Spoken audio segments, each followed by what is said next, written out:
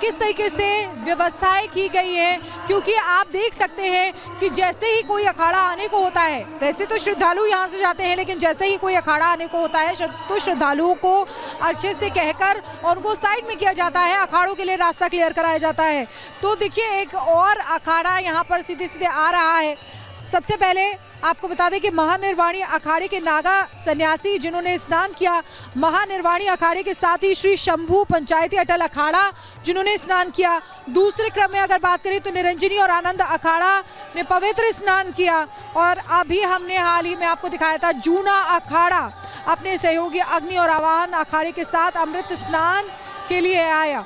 और अब निर्मोही अनी, निर्वाणी अनी और दिगंबर अनी अखाड़े के संत महाकुंभ में अमृत स्नान करेंगे और इसीलिए वो उनकी पेशवाई भी यहाँ पर आ रही है, यानी कि वो भी यहाँ से निकल रहे हैं और गंगा स्नान करने के लिए जाएंगे। कहते हैं गंगा में स्नान करने से पवित्र हो जाते हैं, लेकिन जब संत इसमें स्नान करते हैं उसके बाद और भी उनके तपोबल की जो शक्ति है वो यहाँ पर आ जाती है। और उसके बाद अगर भक्त और श्रद्धालु उसमें स्नान करते हैं तो उसका विशेष फल, विशेष महत्व होता है, जो उनके लिए आध्यात्मिक दृष्टि से भी बहुत अच्छा होता है, सर्वोपरि होता है। सनातन की शक्ति, सनातन की भक्ति, सनातन के रंग यहाँ पर देखने को मिल रहे हैं। इन तस्वीरों के जरिए आपको दिखा रहे हैं। मैं चाहूंगी एक बार घुमा के आप दिखाएं कि हर तरफ ये सैलाब जो है श्रद्धालुओं का, भक्तों का यहाँ पर नजर आ रहा है। सनातन जो शाश्वत है, जिसका आदि है न अंत है, सनातन जो आकाश, पृथ्वी, जल, वायु, ये सभी सनातन है, जो कभी खत्म नहीं हो सकता, जो सदा से ही रहा है वही सनातन है और वो यहाँ पर दिखाई भी दे रहा है। जब सुबह से ही, यानी कि आप समझिए कि सुबह से ही यहाँ पर भक्त थे। पवित्र स्नान तो 13 से ही शुरू हुआ था, लेकिन आज चूंकि माघ का महीना है, मकर संक्रांति का पर्व है, इसलिए आज बहुत ज्यादा श्रद्धालु यहाँ पर आए हैं और सुबह से ही यहाँ पर गंगा में आस्था की डुबकी लगाने के लिए श्रद्धालु यहाँ पर पहुंचे थे। तो तस्वीरें आपको दिखा रहे हैं। अब बस वो अखाड़ा आने को है और इसीलिए आरएएफ की फोर्स जो है यहाँ पे तैनात है, पुलिसकर्मी यहाँ पर तैनात है। जो भक्त श्रद्धालु हैं, जो चढ़ रज ले रहे हैं, उनको किनारे किया जा रहा है ताकि आसानी से यहाँ से जो अखाड़ा है वो आ सके। बिल्कुल बिल्कुल शिखा, और ये तस्वीरें हम लगातार दिखाते रहेंगे, लेकिन उससे पहले एक रिपोर्ट दर्शकों तक पहुंचाते हैं। यहाँ पर कैसा नजारा है और क्या कुछ खास और देखने को मिला, इस रिपोर्ट के जरिए समझे।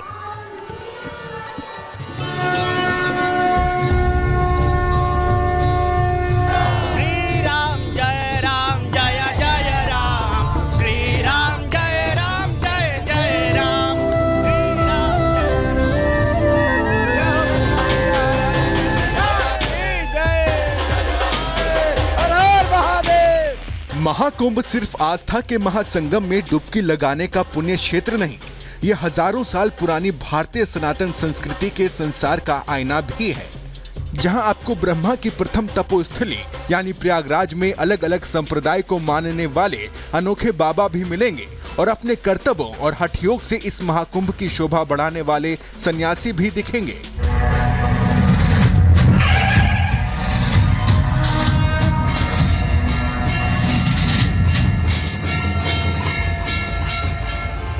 महाकुंभ में साधु संत अपनी दिव्यता की छटा हर ओर बिखेर रहे हैं। संगम नगरी में हर बार की तरह इस बार साधुओं का अलग अलग अंदाज देखने को मिल रहा है, जहां एक तरफ महाकुंभ में हठ योगी अपनी हठ साधना से लोगों का ध्यान खींच रहे हैं, तो वहीं बाल संत भी लोगों के आकर्षण का केंद्र बने हैं। यह नागा साधु विष्णुगिरी महाराज, उम्र महज 10 साल, 3 साल की उम्र में संन्यास लिया, जो अब धर्म को आगे बढ़ाने की बात कह रहे हैं। कब आपने संन्यास? जब मैं 3 साल का था तभी मैंने संन्यास लिया था। मैं आपको बता देती हूँ कि ये साथ ही साथ नागा साधु तो हैं ही, ये पढ़ाई भी कर रहे हैं। तो किस तरीके की पढ़ाई? मैं संस्कृत। मैं तो यही कहना चाहूँगा कि मैं अपने गुरु माता और गुरुजी की सेवा करता हूँ और अपने महाराष्ट्र और भारत को आगे बढ़ाना चाहता हूँ और मैं अपने भारत के लिए लड़ना चाहता हूँ। मैं धर्म के लिए आगे बढ़ना चाहता हूँ और धर्म को आगे बढ़ाऊंगा, और ताकि धर्म हमारा अच्छे से आगे बढ़े।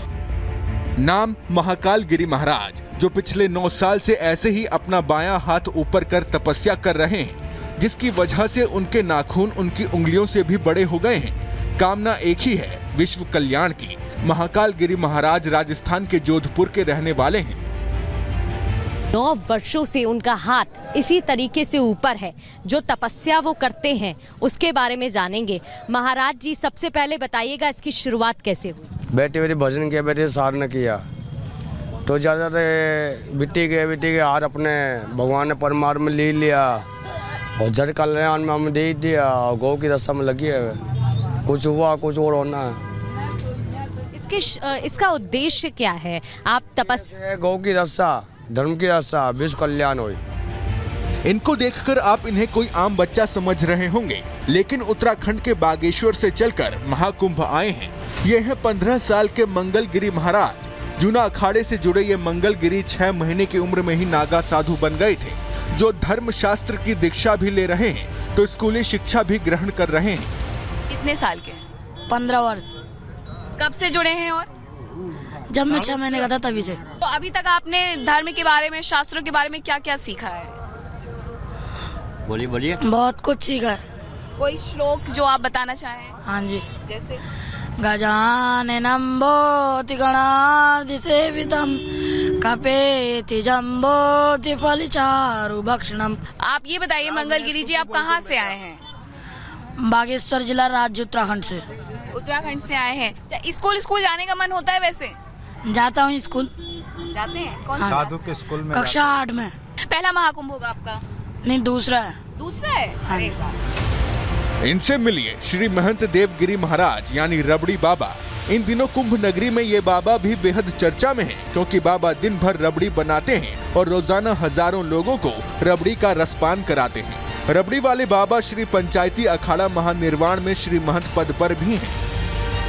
ये कितनी बजे सुबह से आप कढ़ाई चढ़ा देते हो? कितने बजे रात तक? जैसे चालू हो जाता है, थोड़ा बहुत कम जाता। हाँ, अब उसको भरेंगे तो शाम तक चलेगा वो। हाँ।